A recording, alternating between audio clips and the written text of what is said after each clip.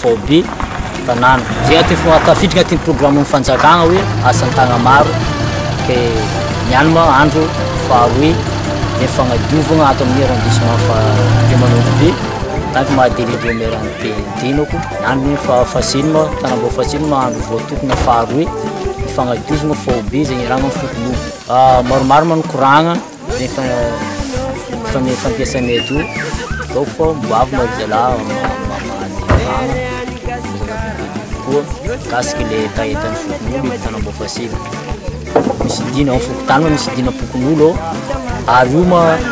na zay mpitondra aza raha ohatra tsisy dina ary tsisy hoe fepetra mikasika fokon'olo aby io indrindra eto misy be ato amin'ny fokontany indrindra ato amin'ny arrondissement hoe tsisy tafaboaka satria dina zay ny karazana hoe fey fitondrasa ohatra hoe tsisy dina miatra tsisy présence ilaigny ny fagnadiovana zay nagnadio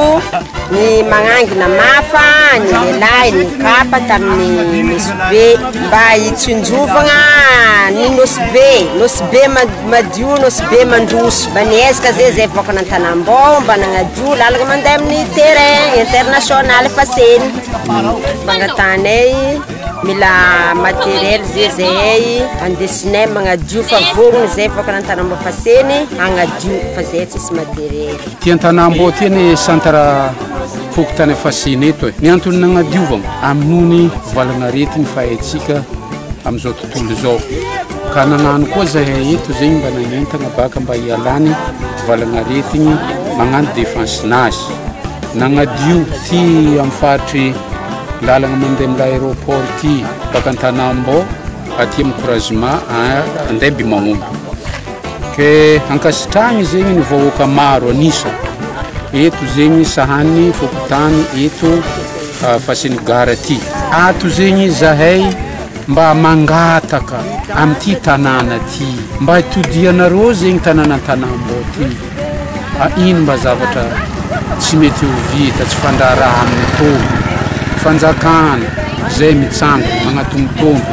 tokotro atao zegny ny zavatra mahafaly tompiny tany ary maharao vahoaka eo mipetraka vahoaka tsy navy nipetraka ho azy tsy nidiniditra fa mpitondram-panjakana